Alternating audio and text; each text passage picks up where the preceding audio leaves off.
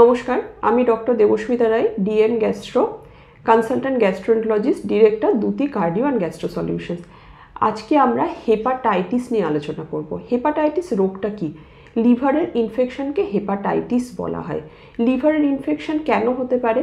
অনেক কারণই থাকতে পারে। আজকে আমরা ভাইরাল হেপাটাইটিসগুলো নিয়ে মেনলি আলোচনা করব। আমাদের দেশে ভাইরাল হেপাটাইটিসের মূল কারণ হচ্ছে হেপাটাইটিস এ ভাইরাস দিয়ে, বি ভাইরাস দিয়ে এবং হেপাটাইটিস ই ভাইরাস দিয়ে। এই তিনটে দিয়ে অ্যাকিউট হেপাটাইটিস হতে পারে। এছাড়া হেপাটাইটিস সি ভাইরাস দিয়ে ক্রনিক হেপাটাইটিস হতে পারে। হেপাটাইটিসের উপসর্গ কী? অ্যাকিউট হেপাটাইটিস রুগী প্রেজেন্ট করে প্রথমে কিছু প্রোড্রমাল সিমটম নিয়ে, যেমন রুগীর কিছুদিন ধরে খেতে ইচ্ছে করছে না, বমি ভাব আছে, জ্বর আছে এবং জ্বরটা সাবসাইড করলো, তারপর পেশেন্টের জন্ডিস ডেভেলপ করলো। এই জন্ডিস ফেজেই আমরা হেপাটাইটিস পেশেন্টদের পাই। এছাড়া পেশেন্টের গা হাত পা চুলকোচ্ছে বা পটি সাদা রঙের হচ্ছে, এই সমস্ত সিমটমও অ্যাসোসিয়েটেড থাকতে পারে। কিভাবে আমরা ডায়াগনোসিস করব? প্রথম টেস্ট হচ্ছে এলএফটি। এলএফটিতে যদি বিলিরুবিন হাই থাকে এবং অ্যাসোসিয়েটেড আদার্স ফিচার্স যদি থাকে, তাহলে রুগীর হেপাটাইটিস হচ্ছে ডায়াগনোসিস করব। এরপরে কারণ দেখতে হবে কেন হয়েছে।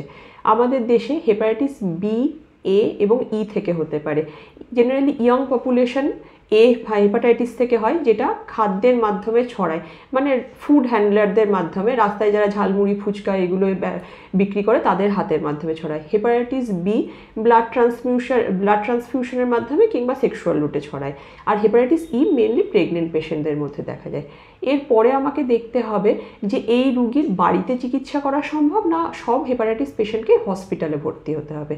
আমাদের পিটিআইএনআর বলে কিছু ব্লাড রিপোর্ট আছে এবং রুগীর ক্লিনিক্যাল এক্সামিনেশনের মাধ্যমে আমরা দেখতে পারি রুগীর লিভার ফেলিওরের ফিচার আছে কিনা।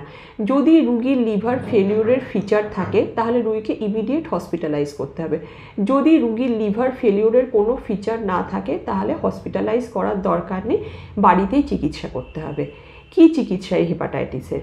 আমাদের কিছু প্রচলিত ধারণা আছে হেপাটাইটিস হলে সেদ্ধ খাবার খেতে হয়, তেল খেতে হয় না, হলুদ খেতে হয় না, ইত্যাদি ইত্যাদি।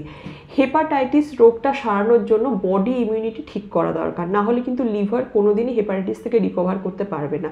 এর জন্য নর্মাল ডায়েট, বাড়িতে যা সুষম খাদ্য খাওয়া হয় সেই খাবার কন্টিনিউ করতে হবে। শরীর যত শক্তিশালী হবে, তার ইমিউনিটি যত স্ট্রং হবে, তত তাড়াতাড়ি হেপাটাইটিস সারবে।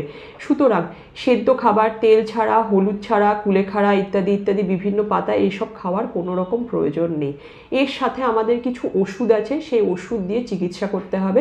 প্রথম ফেজে যখন রুগীর খিদে না হওয়া, বমি ভাব, উইকনেস এই সিমটমগুলো থাকবে, সেই সময় রুগী বাড়িতেই থেকে চিকিৎসা হওয়া সম্ভব। পরবর্তীকালে রুগী বাড়ির মানে টেবিল ওয়ার্ক সব কিছুই করতে পারে।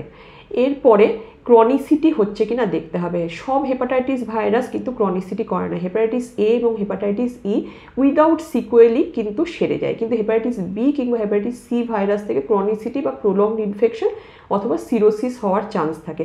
সেক্ষেত্রে পরবর্তীকালে আমাদের রক্ত পরীক্ষার মাধ্যমে নির্ধারণ করতে হয় তাদের ক্রনিসিটি হয়েছে কিনা, আর হলে সেক্ষেত্রে স্পেসিফিক অ্যান্টিভাইরাল আছে সেইগুলো দিতে হয়।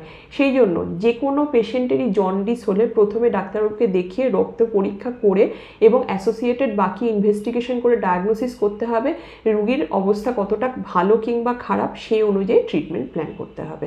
ভালো থাকবেন, সুস্থ থাকবেন।